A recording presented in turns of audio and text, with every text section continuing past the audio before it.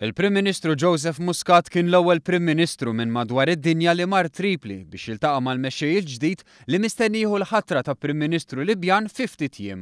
Fayez Mustafa al-Sarraj mistenni jkun il-Prim Ministru ta' Gvern ta' Għaqda Nazzjonali li biex intlaħaq ftehim dwaru kien hemm xhur twal ta' negozjati taħt l-osservanza tan-Nazzjonijiet Magħquda. F'bażi navali ftit bogħod mill-ajruport ta' Mitiga li qiegħda sservi ta' uffiċċju tal-Prim Ministru Libjan, iż-żewġ mexxejja iltaqgħu għal madwar siegħa. Bil-Prim Ministru Malti jagħmilha ċara li għalkemm il-Prim Ministru Libjan għadu ma ħax il-ġurament tal-ħatra huwa il-Prim Ministru rikonoxxut b'mod internazzjonali. Filwaqt li Muscat għamilha ċara li żjara kienet waħda maħsuba biex tibgħat sinjal politiku, żviluppat f'waħda b'diskussjoni dwar temi konkreti, bħal numru ta' ftehimiet pendenti li hemm bejn iż-żewġ naħat u li issa se jinħattru kummissjonijiet tekniċi biex ikunu attwati. I confirm that we spoke about pending dossiers, about agreements that have been signed between the two countries and how to reactivate them. But we are also realistic and we know that the first priority is the reestablishment of full security in the city and in the country. Xewqa oħra taż-żewġ naħat hi li pajjiżna jerġa' jistabbilixxi preżenza diplomatika fi Tripli, partikolarment bil-ftuħ ta' ambaxxata.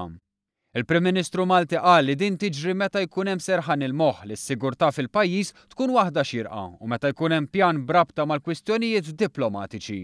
Dan anke għax Malta x'aktarx tkun wieħed mill-ewwel pajjiżi li jkollha preżenza diplomatika. I think it's obvious that we want to reestablish our diplomatic representation here.